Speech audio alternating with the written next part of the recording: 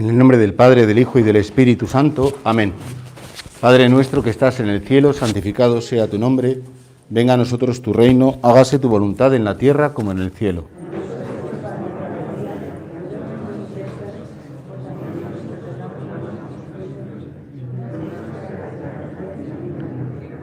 Dios te salve María, llena eres de gracia, el Señor es contigo. Bendita tú eres entre todas las mujeres y bendito es el fruto de tu vientre, Jesús.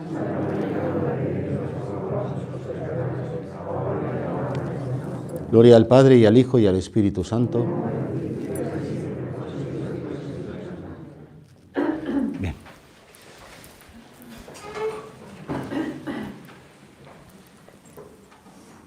Pues hemos visto antes cómo esa crisis de autoridad, la autoridad de Cristo es una autoridad que nace de la verdad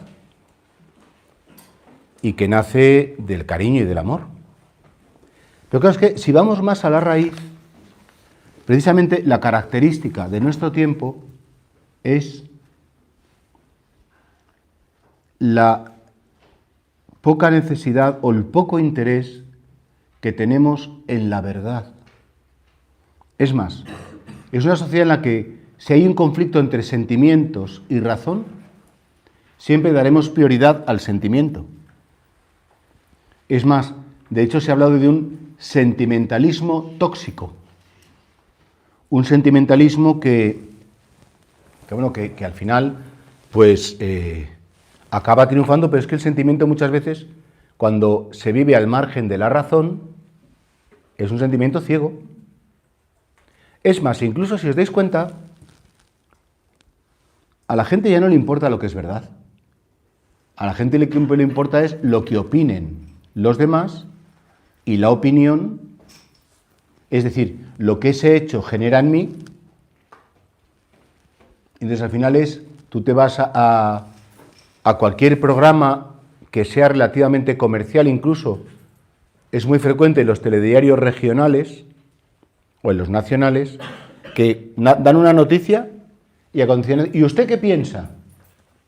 Yo pienso de que muy bien, o yo pienso de que muy mal. Y dice, bueno, ¿y a mí qué me importa? Es decir, es como si, yo siempre digo, como usted, bueno, pues, si a mí me preguntan, ¿usted qué piensa que el cirujano aborde por el, o haga? Y pues, es que no tengo elementos suficientes para decidir. Y como no tengo elementos suficientes para decidir, pues no puedo opinar. Mi opinión no tiene ningún valor. No, ¿usted opina que hay que meter 3 millones de metros cúbicos de hormigón en este puente o solamente 2.500? Digo, que no sé ingeniería, que no puedo opinar. Y sin embargo, hoy en día la opinión es como la razón de ser y el punto de apoyo de todo. Y al final, como consecuencia, hubo un proceso filosófico en el siglo XX muy acertado, que era la fenomenología, que la verdad se descubre por las vivencias. Pero claro, la verdad se descubre por las vivencias en cierto modo. Solo es cierto lo que siento, solo es cierto lo que vivo, solo es cierto lo que veo, solo es cierto, claro, al final, este sentimentalismo, que es el sentimiento, que es el impacto emocional que la realidad provoca en mí. Y ese impacto emocional se traduce en estados de ánimo, se traduce en incluso una repercusión biológica, pues que puede descargar adrenalina, cortisol, endorfinas, es decir, hay una serie de elementos químicos que ese impacto, claro, yo veo un oso con los dientes así que me va a comer y efectivamente eso tiene una repercusión corporal, que sin pensarlo, digo, no, el oso me va a morder, yo creo que debo echar a correr. No, echo a correr sin pensarlo porque son como reacciones innatas. Por lo tanto, primero preguntémonos qué es un sentimiento.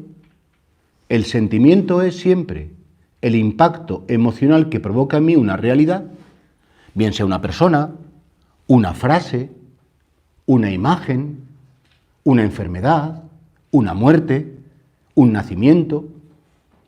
Y siendo importante los sentimientos, de hecho os acordáis del famoso libro bestseller de Goleman, inteligencia emocional. Porque hay gente que muy bien, antiguamente se insistía tanto en la razón, ¿os acordáis? Los test de inteligencia eran todos de abstracción matemática. No, tiene un coeficiente intelectual de un 300%. Muy listo, pero tonto del bote, vamos, de que es que sacaba matrículas, pero una persona que no sabía interactuar con nadie y que no sabía estar con nadie. Y claro, al final dices, oye, ¿de qué te sirve tanta inteligencia si a lo mejor no sabes gestionar tus relaciones y tus sentimientos y tus emociones? Y claro, bueno, pues ahí está claro que hay que ver si sí o si no, si se oye bien o mal. Entonces, creo que ahí tenemos que preguntarnos hasta qué punto quien me dicta mi vida son los sentimientos. Si yo al final cambio la verdad por el impacto que la verdad produce en mí. Incluso, fijaos, hay mucha gente, y sobre todo en el mundo, no sé si habéis visto una película norteamericana que se llamaba El Candidato. Es muy interesante porque El Candidato es una película que el protagonista creo que es Robert Redford, o por lo menos es rubio, y más o menos. Y entonces, tiene un director de campaña que le va diciendo, sonríe a los niños, ponte serio con estas personas, ahora para y di que lamentas mucho, y no sé cuándo. Entonces, todo estaba como muy estudiado para que provocara un impacto emocional positivo, aunque él no fuera así.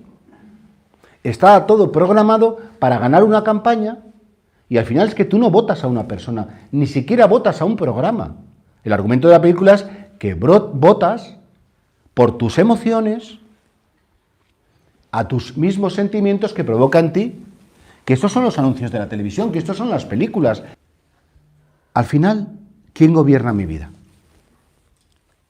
¿Lo que mis sentimientos dicen o lo que realmente mi inteligencia, y con mi inteligencia y escuchando mis sentimientos, pues me hacen llegar a la verdad? Hay una canción que a mí me parece que es una canción que es muy bonita de melodía, que la letra es muy atractiva, pero que a mí me parece que es una canción que también define mucho el pensamiento de una época, y es Frank Sinatra a mi manera. Dice, he podido equivocarme, he podido hacer daño, he podido reír, sufrir, llorar, pero como todo ha sido a mi manera, todo está bien. Y bueno, ¿y qué pasa? Que es que tu manera sacraliza y autentifica porque seas lo que tú sientes, lo que tú crees, todo es bueno porque tú lo creas o tú lo sientas. Claro, eso es, fijaos, una enfermedad nuestra de nuestro tiempo, ese subjetivismo.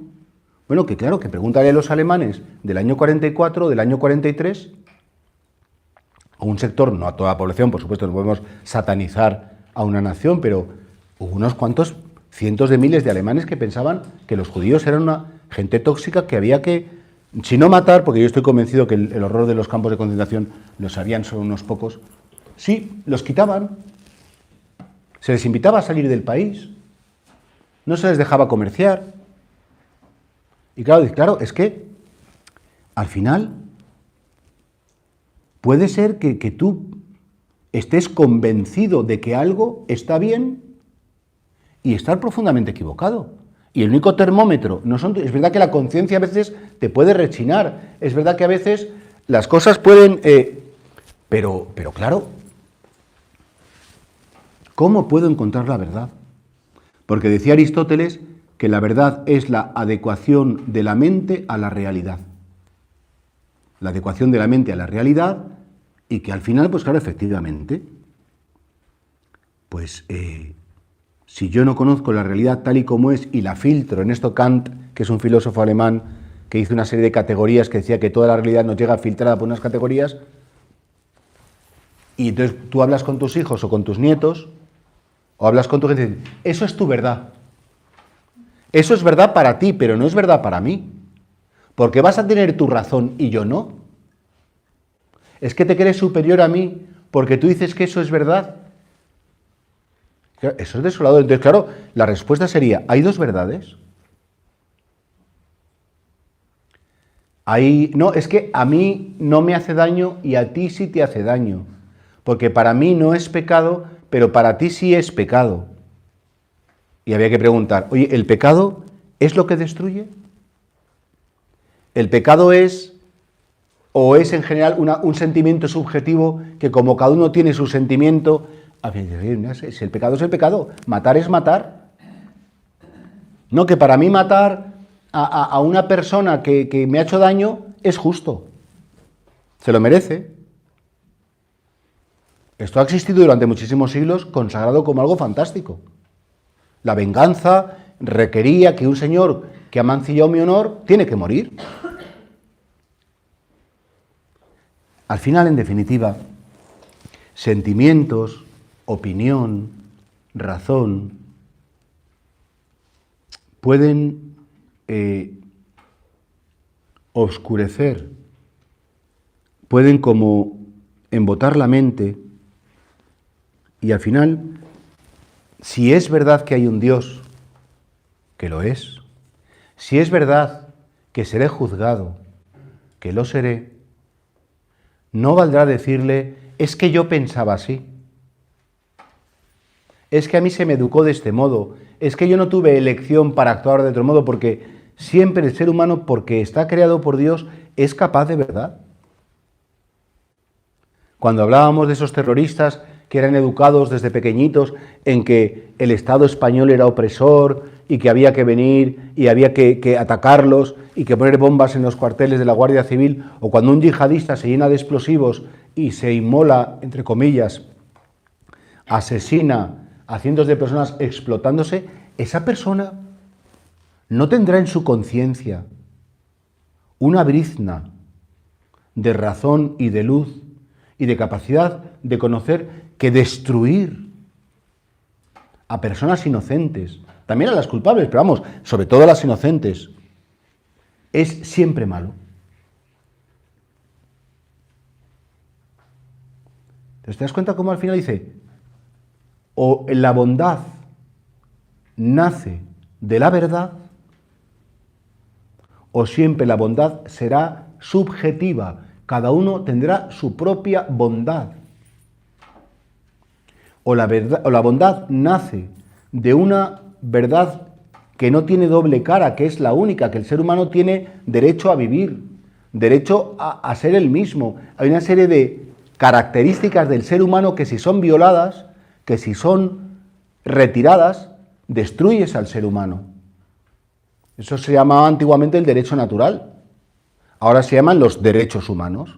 Pero que incluso, fijaos, la misma ONU o los grandes, digamos, ideólogos están hablando de nuevos derechos humanos como son los derechos reproductivos, que es el aborto, el derecho a una muerte digna, que es el autosuicidio con la atanasia, claro, una serie de derechos nuevos, el derecho a querer ser mujer si he nacido hombre y a que me operen. Bueno, vamos a ver. Ustedes están hablando de una serie de derechos como muy nuevos, el derecho a una vivienda, derecho al trabajo, derecho a la libertad de conciencia, el derecho a formar una familia, el derecho... Claro que hay derechos que son constantes de todas las culturas, de todas las civilizaciones, que nacen de lo que es la naturaleza humana. Por eso se llamaba derecho natural, porque nace de la naturaleza. Y al final hemos buscado medios, recursos, y por eso triunfan. Yo me acuerdo que antiguamente cuando iba al Corte Inglés a ver los libros, ahora ya como está todo en la tablet, me encantaba ir a ver libros, pues, y ponía religión y espiritualidad. El 95% de los libros eran de autoayuda. Autoayuda, tus zonas erróneas, me acuerdo de uno que yo decía, ni lo leo, claro, imagínate tú lo que puede ser eso, ¿no? Era un horror. O cuando digo no me siento culpable, o has nacido para algo más, y que todos esos libros, hombre, pues que están bien, no seré yo quien no diga que esos libros ayudan pues claro que ayudan. O incluso a veces hay gente que en la psicología, que es una ciencia maravillosa y que hace tanto bien, como que paga a un psicólogo para que le diga lo que quiere oír, y si no se lo dice, va cambiando hasta que encuentra uno que se lo dice. Que es curioso, ¿eh? Porque en el fondo buscamos que la verdad se ajuste a lo que yo quiero que lo sea. Y eso es muy peligroso porque al final lo que no se construye desde la verdad, lo que se construye desde la mentira, no permanece, no es real, es falso y a la mínima de cambio se rompe, se quiebra, te hunde, te decepciona, porque solo lo que está edificado sobre la verdad es eterno, es auténtico, es valioso. Y por eso creo que vivimos en un momento en el que los cristianos tenemos que ser testigos de la verdad, no de una verdad, sino de la verdad. Y claro, creo que ahí sí vale la pena que en un mundo confundido, en un mundo en el que todo el mundo propone sus verdades y te vas a China, a la China comunista, y ellos tienen un sistema de que, bueno, no hay que tener internet porque es malísimo tener internet porque eso te pueden, los capitalistas te pueden engañar y tal. O te vas a Estados Unidos y ves lo que dice Trump o lo que dice Biden y son dos lecturas de la realidad completamente distintas. Y te vas aquí a España y si ves a unos de un partido estamos viviendo el momento más feliz de la historia y si ves a otros estamos viviendo el momento más dramático. Y al final uno tiene que decir, ¿con qué me quedo? ¿Qué elijo? Y entonces Cristo tiene el atrevimiento de decir, yo soy la verdad. Yo soy el camino, yo soy la verdad, yo soy la vida. Claro, ¿os imagináis que yo de repente en esta meditación me dé un jari espiritual y que diga, chicos, Jesús Higueras, párroco de Santa María de Caná, yo soy la verdad. Me tiraréis un zapato, me llamaríais al 112, ¿se ha vuelto loco? Porque la verdad, al final, es una persona. La verdad, se encuentra solamente en una persona que es el autor del cosmos, el autor de la inteligencia, el autor del cerebro humano, el autor del espíritu humano, y solo Él es capaz de la única verdad del ser humano. Cuando Jesucristo dice yo soy la verdad, está atribuyéndose la divinidad, porque la verdad es la configuración del cosmos, de la materia y del espíritu. Y solo aquel que lo ha configurado, solo aquel que lo ha hecho, solo aquel que lo ha producido, como lo ha hecho paso a paso, momento a momento, instante a instante, aunque el acto de la creación es instantáneo, aunque progresa en el tiempo, solo Él es capaz de una verdad completa. ¿Quién conoce mejor un programa de internet, vamos a suponer, o un blog, más que el que lo ha realizado, producido, inventado y ejecutado? ¿Qué mejor puede saber cómo está una persona que le han operado, sino el cirujano que ha intervenido, que ha abierto, que sabe lo que ha visto, lo que ha quitado, la medicación que ha puesto y cómo ha reaccionado el paciente? El que actúa. Por eso Jesús dice, yo soy la verdad. Y frente a un mundo, repito, confuso, frente a todos vuestros amigos y todas nuestras dudas, hay que decir que solo en Jesús encuentro la verdad última, definitiva y esencial del ser humano. ¿Solo en Jesús? Solo en Jesús. Y por eso Jesús dice, si permanecéis en mi palabra, conoceréis la verdad y la verdad os hará libres. Porque solo eres libre cuando conoces. Mirad, una de las causas de nulidad más clásicas, entre las muchas que hay, es que realmente no conoces a la persona con la que te has casado y que te crees que es alguien que es capaz, que puede, que tal, y de repente te das cuenta que no habías conocido nada de nada. Y lo que iba a ser una historia de amor se convierte a lo mejor en un infierno con el tiempo y poco a poco, porque estaba ya dentro y yo no era capaz de ver esa verdad. Si no hay verdad, no hay libertad. Si a mí me preguntan, ¿qué te gusta más, Shakespeare o Cervantes? Pero déjame leer a Shakespeare, déjame leer a Cervantes, conoceré y conociendo podré elegir y decidir por quién opto, a quién me sumo. Y por tanto, fijaos, Dios nos hace libres porque nos hace capaces de verdad, porque sin verdad no hay libertad. Y por eso, porque vivimos en la sociedad que da la espalda a la verdad, que no quiere conocer la verdad, sino más que nada la impresión que puede causar para sacar votos, para sacar dinero, para que mi empresa funcione, todo eso que es algo ya que hemos comercializado al ser humano, al final o recuperamos la verdad o seremos esclavos de intereses comerciales, políticos, de intereses oscuros que nos quieren manejar para que aquellos que gobiernan desde el dinero, desde el poder, desde las armas, desde el prestigio, desde lo que sea, sigan en su puesto. Y nosotros, autómatas sin libertad. Y por eso Dios, cuando te crea, te propone un modelo de humanidad que Él lo inscribe en tu corazón y de que difícilmente podemos huir. Y toda propuesta humana que lleve a bloquear la libertad, a negar la verdad, a ocultar la verdad, al final no es una propuesta humana, es una propuesta deshumanizadora que nos animaliza. Y de hecho, todo el tema de mayo del 68, la fantasía del poder, libertad sexual, al final, ¿qué ha hecho? Crear una de las peores adicciones que ha existido en la humanidad, por ejemplo, que es la adicción a la pornografía, que es la adicción a la sexualidad. Porque efectivamente, o hay una libertad que me haga ser no esclavo de mis pasiones, o al final, claro, acabaré haciendo clics a páginas que lo que hacen es que con cada clic forro al tío que ha hecho la página y le estoy aportando dinero. Por eso Jesús dice, el cielo y la tierra pasarán, las modas pasarán, pero mis palabras no pasarán. Claro, ¿qué es eterno y qué es coyuntural? ¿Qué es lo que ahora está de moda y qué es lo que no está de moda?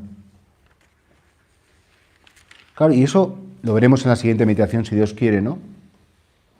Yo necesito una estabilidad. Yo no necesito que ahora digan que lo bueno es esto, que luego digan que lo bueno es lo otro. A mí me vuelven loco y creo que el ser humano no estamos preparados para una serie de cambios que al final como que son muy destructivos. Muy destructivos. Conclusión.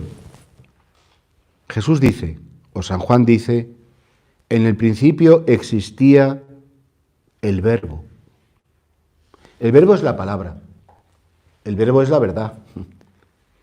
En el principio existía el verbo y todo se hizo por medio de él. Y nada existe. Nada de lo que existe puede existir si no es por este verbo, porque todo lo existente tiene una identidad, tiene una naturaleza, tiene una configuración, y es la grandeza del ser humano ir conociendo la creación, no como a mí me gustaría que fuera, sino como la creación es, no para manipularla para mis intereses, sino para dar gloria a Dios. Y este interés del Papa Francisco por la ecología, en definitiva, es decir, respetemos lo que Dios ha hecho. No lo utilicemos de tal modo para nuestra conveniencia hedonista, porque al final es un hedonismo puro, que destruimos, obviando la verdad, destruimos lo que Dios ha hecho. Y por eso el ser humano